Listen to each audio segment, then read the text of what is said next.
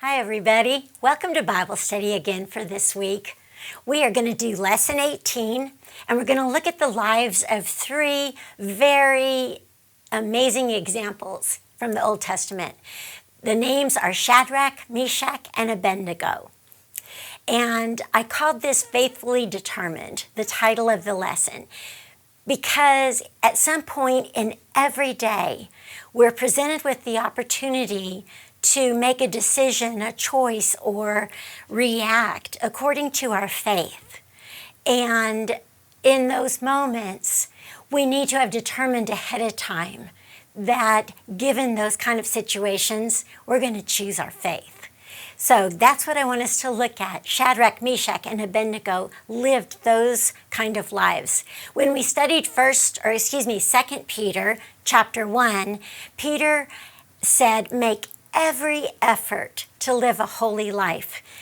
I know if you're taking time to watch this video and immerse yourself in a Bible study, that's one of the choices you have wanted to make, to live a holy life.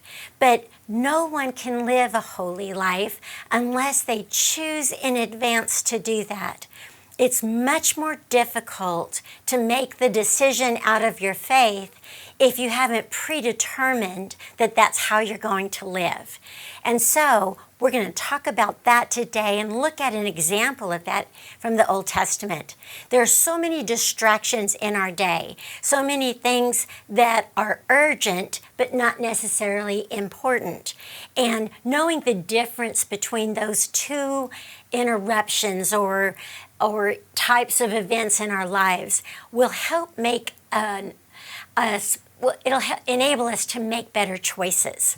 So it's important to take a minute and decide at the beginning of every day, give yourself some time with the Lord and say, okay, Lord, I want to live this day for you. When those moments occur, may I honor you in those moments. We want to make every effort to live a holy life.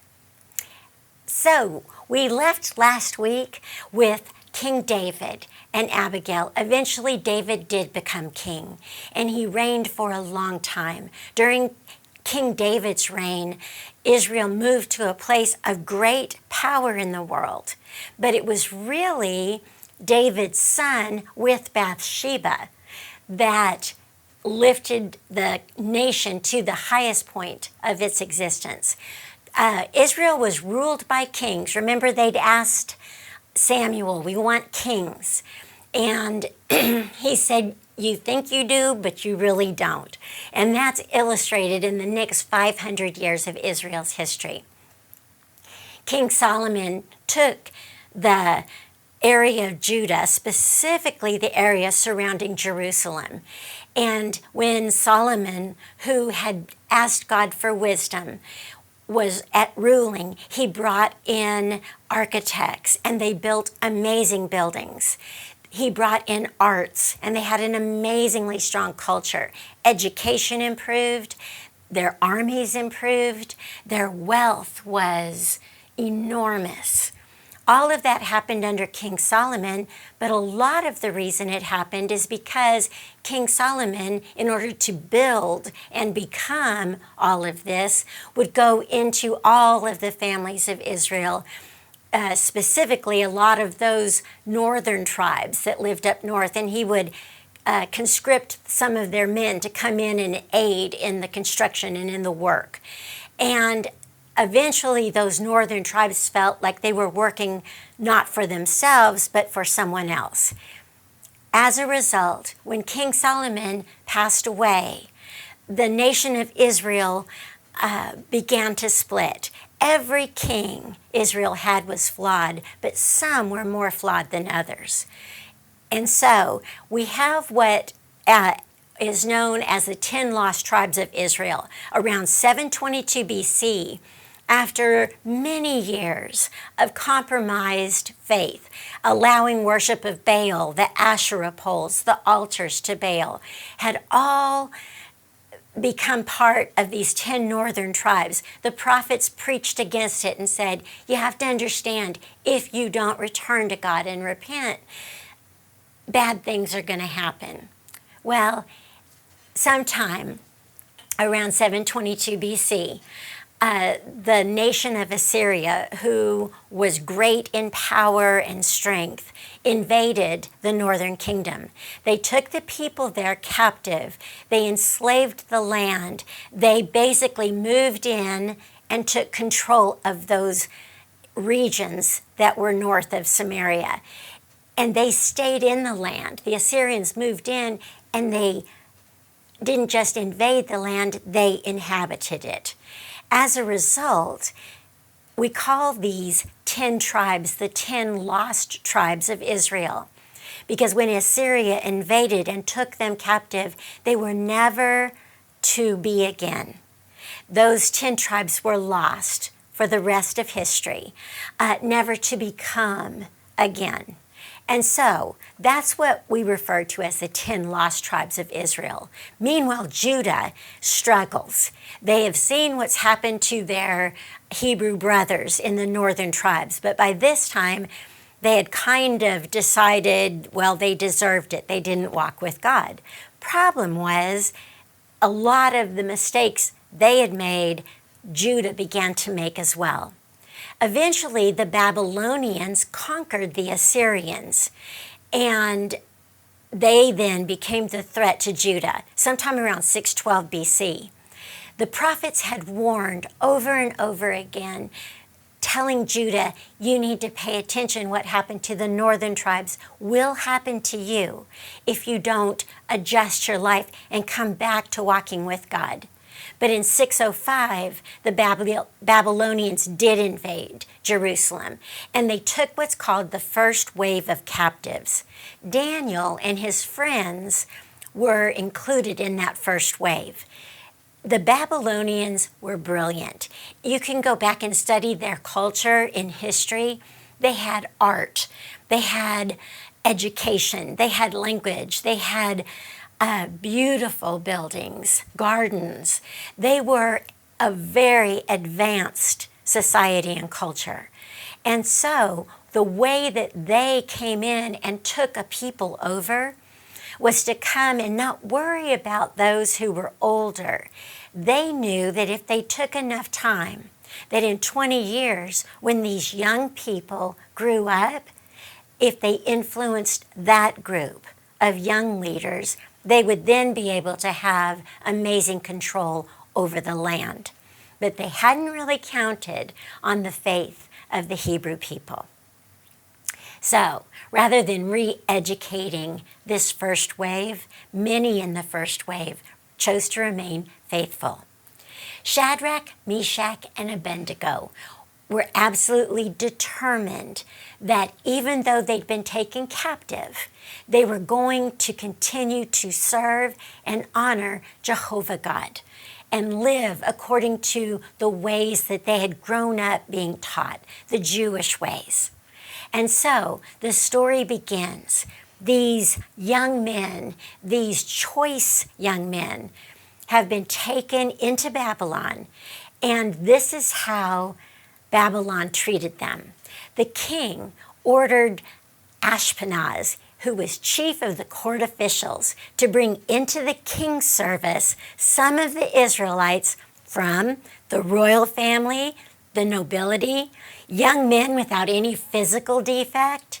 They were handsome, showing aptitude for every kind of learning, well-informed, quick to understand, and qualified to serve in the king's palace. In other words, from all of this first wave, a few that exemplified amazing influence and leadership were handpicked to be brought in and trained for the king's palace. It says this man, Ashpenaz, this man was to teach them. He was to teach them the language and the literature of the Babylonians. The king assigned them a daily amount of food and wine from the king's table. They were to be trained for 3 years, and after that, they were to enter the king's service. This is Babylonian college. This is the opportunity to take these young men and transform them. How did they do it? I raised 2 boys. They were very wise. They gave them really great food. That was their technique. We'll feed them well, because having raised teenage boys, food is highly important at this young age. These men were probably in their mid-teens at this point. It says, from among this group that was chosen to be in the king's circle, among them were Daniel, who was Daniel, Hananiah, Mishael, and Azariah. The chief official gave new names to them. Daniel was named Belshazzar, Hananiah was Shadrach, Mishael was Meshach, and Azariah was Abednego.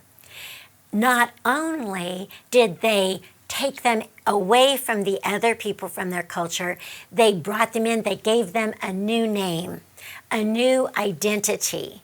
They were trying to take these young men and say, you are that person no more. Now, this is who you are. They were given Babylonian names. Babylonian food was offered to them, and a Babylonian language and education and culture was offered. And so that was how they planned to move these young men into becoming Babylonian leaders. But the young man quickly exhibited the power of God in their lives, making enemies of those who were supposed to be right. They chose not to eat the food that was considered in their diet to be unclean. They didn't eat the food the Babylonians gave them, and they didn't drink their wine. The young men adhered to their Jewish customs, their Jewish dietary laws. And as a result, God blessed them. They remained strong and healthy. I guess it was the traditional Mediterranean diet, which is still really a healthy diet today. But they chose to live with those rules and to follow what they had been brought up. And it was kind of a controversy. Excuse me. But the king said, give them a chance. If they're not healthy, then we can make them eat this other. But they were more healthy. It says at the end of the time set by the king to bring them into his service, excuse me, that would have been 3 years, the chief official presented them to Nebuchadnezzar. The king, Nebuchadnezzar, talked with them. He found no one equal to Daniel, Hananiah, Mishael, and Azariah, which is Daniel, Meshach, and Abednego. And I forgot one. Daniel, Shadrach, Meshach, and Abednego. And so they entered the king's service. In every matter of wisdom and understanding about which the king questioned them, he found them 10 times better than all the magicians and enchanters in his whole kingdom. These young Hebrew men were brilliant. They showed giftedness. They were people that God was blessing. Don't you wish you could convince all of our young people today, our children? We try to tell them the best self they can be is whoever God will make them to be.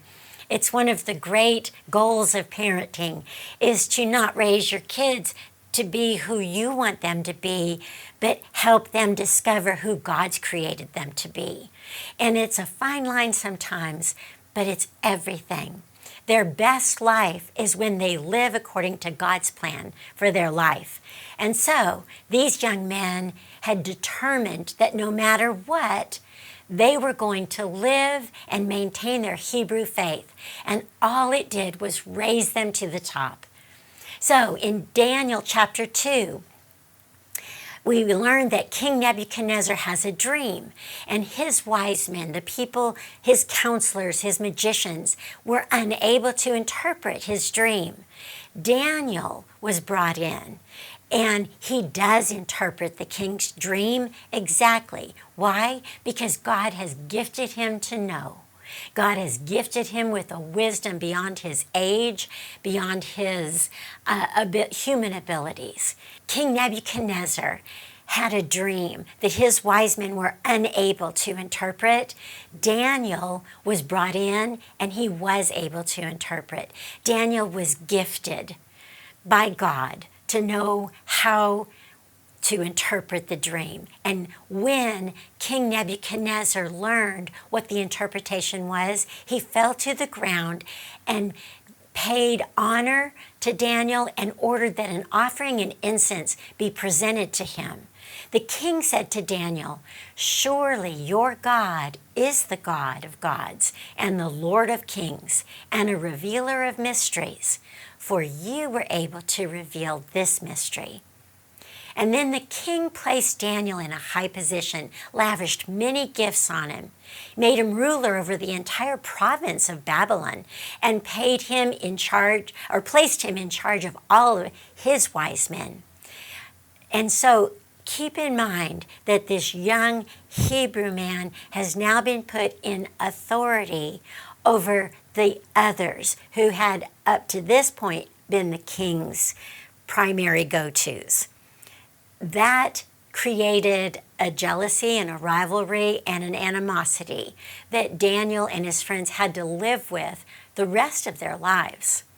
So, at Daniel's request, the king appointed Shadrach, Meshach, and Abednego. Daniel said, "Okay, I'll do that. I want these guys to work with me." And while Daniel himself remained in the royal court, Shadrach, Meshach, and Abednego became administrators over the province of Babylon. All of a sudden, these 4 Hebrew young men are King Nebuchadnezzar's chosen. And that's going to be a problem for him. King Nebuchadnezzar, later on in Daniel chapter 3, makes an image of gold. It's 60 cubits high and 6 cubits wide. A cubit is the distance between the top of your middle finger and your elbow. 60 cubits high, 6 cubits wide. That was the statue of gold that was constructed by King Nebuchadnezzar. He set it on a plain in the province of Babylon. He then summoned all of the leadership to come and to dedicate the image that he had set up. So all the leaders, the satraps, prefects, governors, advisors, treasurers, judges, magistrates, and all the other officials, this would have been an enormous crowd, assembled for the dedication of the image that King Nebuchadnezzar had set up, and they stood before it. And then it was proclaimed by the herald, nations and peoples of every language. That means everyone in Babylon. This is what you are commanded to do. As soon as you hear the sound of the horn, flute, zither, lyre, harp, pipe, all kinds of music, you must fall down and worship the image of gold that King Nebuchadnezzar has set up. And then he said, whoever does not fall down and worship will immediately be thrown into a blazing fire or a blazing furnace. Joshua 24:15, remember, said, "Choose you this day whom you will serve." I think in this moment, Shadrach, Meshach, and Abednego and Daniel know that they are never going to fall down and worship this statue. I think in that moment, they know they're in trouble.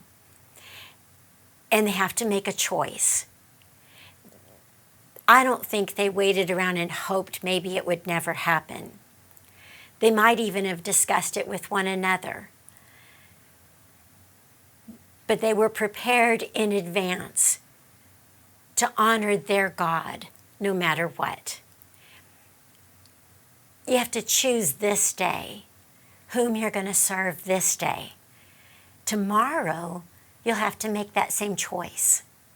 Every day is an opportunity to serve God or to serve something else. And a lot of us would have understood if Shadrach, Meshach, and Abednego went along to get along. We might even have justified it saying, well, what good are they to the other Hebrew slaves if they're dead? But Shadrach, Meshach, and Abednego had some lines they would never cross. And one of them was to worship an image that was not God. And so they make the decision. It says at this time some astrologers come forward and they denounce the Jews. Why? They said to King Nebuchadnezzar, "May the king live forever. Your Majesty has issued a decree that everyone who hears all that music must fall down and worship the image of gold, and that whoever does not fall down and worship will be thrown into a blazing furnace. But there are some Jews whom you have set over the affairs of the province of Babylon, Shadrach, Meshach, and Abednego, who pay no attention to you, your Majesty. They neither serve your gods nor worship the image of gold you have set up." In other words, it's reported to King Nebuchadnezzar that these men that he was so impressed with, that he put over and in charge of the rest of Babylon, were blatantly refusing to honor and obey the king. And so, furious with rage, Nebuchadnezzar summons Shadrach, Meshach, and Abednego. But you can see how Nebuchadnezzar really feels in the next verses. So these men were brought before the king, and Nebuchadnezzar says to them, "Is it true, Shadrach, Meshach, and Abednego, that you do not serve my gods or worship the image of gold I've set up? Now, when you hear the sound of the horn, all the music, if you are ready to fall down and worship the image I made, very good." This is King Nebuchadnezzar, who is furious, but looks at these young men he appreciates and says, "You got a second chance here." And then he says, "If you don't do it, if you don't worship this statue, you will be thrown immediately into a blazing furnace. Then what God will be able to rescue you from my hand?" In other words, I am in charge. You need to do what I'm asking you to do. I'm giving you a second chance. In this moment, Shadrach, Meshach, and Abednego know what they need to do. And their response to King Nebuchadnezzar is a classic way for you and I to deal with these kind of moments in our life as well. Shadrach, Meshach, and Abednego look at the Babylonian king Nebuchadnezzar and say, "King, we don't need to defend ourselves before you in this matter. If we're thrown into a blazing furnace, the God we serve is able to deliver us from it, and he will deliver us from your Majesty's hand. But even if he does not, we want you to know, your Majesty, that we will not serve your gods or worship the image of gold you've set up." These are three men who know what they believe, who know what their God requires of them, and whose choice in life is, no matter what, to serve and honor God. They honor him. They say, "We don't need to defend ourselves." How many times are you placed in a situation where you feel like you're having to defend your faith? Understand, you don't need to defend yourself. One of the reasons God gave us his Holy Spirit was so that he could speak through us. If you're ever in a situation where your faith is being questioned or dishonored, the first thing you do is pray and trust God to defend this situation for you, to author your words. And even then, these young men say, "This God we serve is able to deliver us. God is able to deliver you in any situation. But if he doesn't, if the situation remains, if the controversy remains in your life, you can know that everything on planet Earth is for a set time. Eventually, you will be in heaven. You will be free of all of the angst in our own culture." He says, "Your Majesty, we're not going to serve your gods. We're not going to worship. Have you determined in your life that you're going to walk in the faith that you have chosen, no matter what? Are you prepared to speak up in whatever circumstance and defend your faith, defend your God? Sometimes the best way to do that is to say nothing. It's to stand there quietly. I've often said one of the loudest arguments you can make is silence. If they know what you believe already, not entering or being drug into the argument is a powerful response. God will lead you and guide you through His Holy Spirit. But there's always things that will require spiritual determination where we've decided in advance, no matter what, we are going to choose what God would want us to do. And so, Shadrach, Meshach, and Abednego are in trouble. The king's attitude towards those three men change. He orders the furnace heated 7 times hotter than usual, and he commanded some of his strongest soldiers in the army to tie up Shadrach, Meshach, and Abednego and throw them into the blazing furnace. So these men who were wearing robes, trousers, turbans, and other clothes, the reason that's in there is they knew they couldn't get close enough if they weren't completely covered with all that they could. These men were covered completely head to toe when they threw Shadrach, Meshach, and Abednego into the furnace. The king's command was so urgent, the furnace was so hot, that the flames of the fire killed the soldiers, even though they were completely covered with all of their clothing. It killed them. But Shadrach, Meshach, and Abednego, firmly tied, went into the blazing furnace. Then King Nebuchadnezzar leapt to his feet in amazement and asked his advisors, "Weren't there 3 men we tied up and threw into the fire?" They replied, "Certainly, Your Majesty."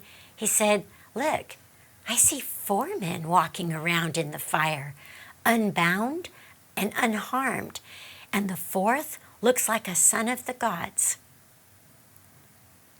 Is this another Christophany or theophany?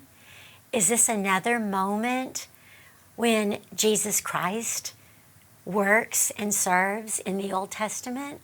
We don't know. King Nebuchadnezzar wouldn't have understood, and so we can't know because these are the words of a foreign Babylonian king. But it's possible. Either it's a divine being of some kind, and we know that.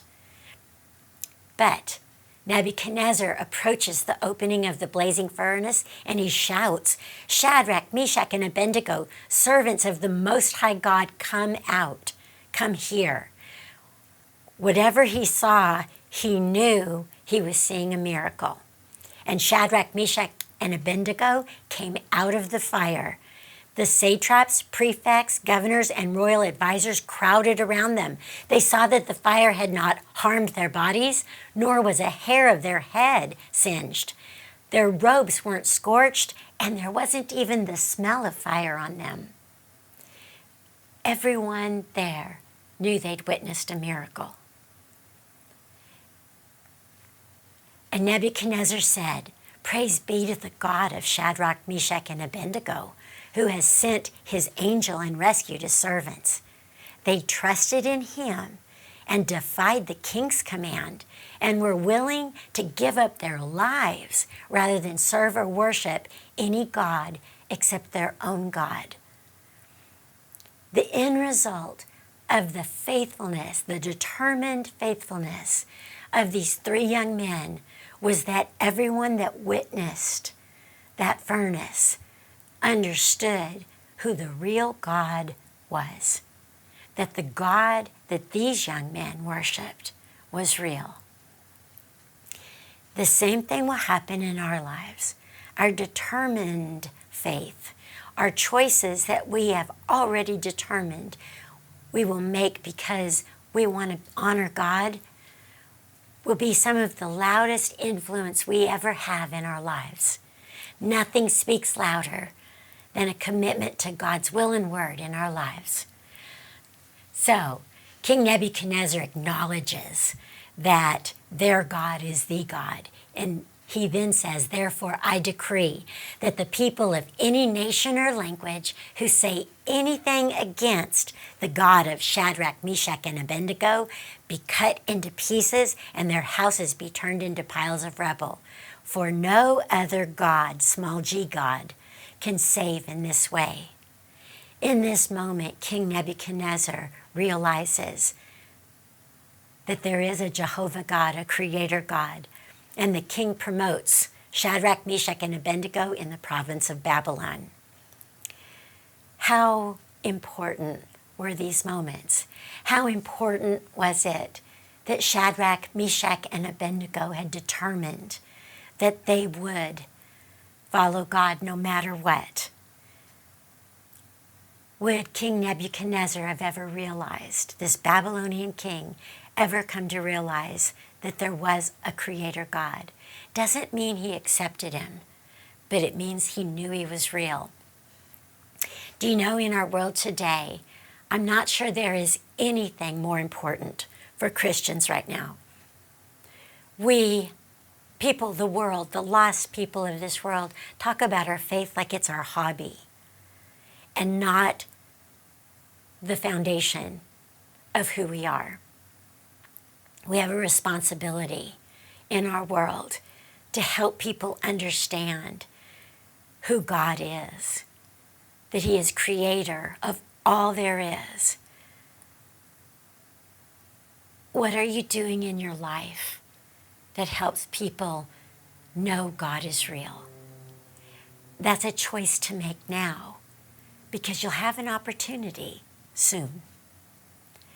We need to live like they did, determined that we're going to be a successful Christian, a successful child of God.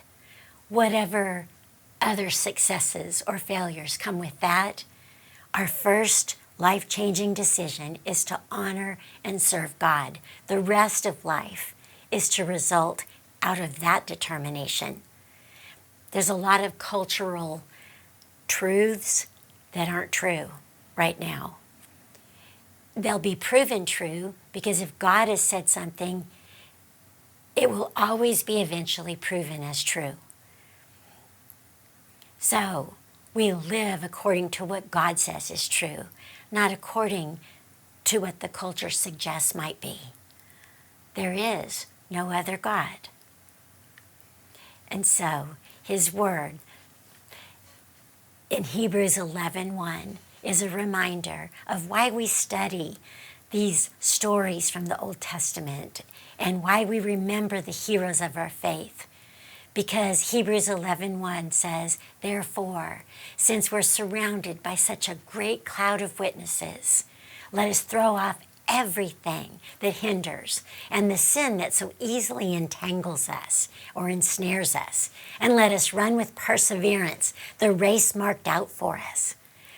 Hebrews 11:1. Therefore, since God has left us in Scripture with so many examples of what a successful faith is, throw off everything that isn't of the faith. Throw off everything that hinders your life and hinders your relationship with God. And that word throw off means to take a garment that is filthy and fling it as far from you as you can. That's the verb in this verse. Throw off everything that hinders your faith. And all of those sins in your life, throw them off because they entangle us. The word really can be ensnare us. And let us run with perseverance. Let's not give up the race marked out for us. Be determined that you're going to live successfully in God's eyes. And then you will have lived a successful life here on earth as well. Maybe not by the world's standards, but certainly by the Lord's. So let's make a determined commitment to honor and serve God no matter what. I hope you have a great week.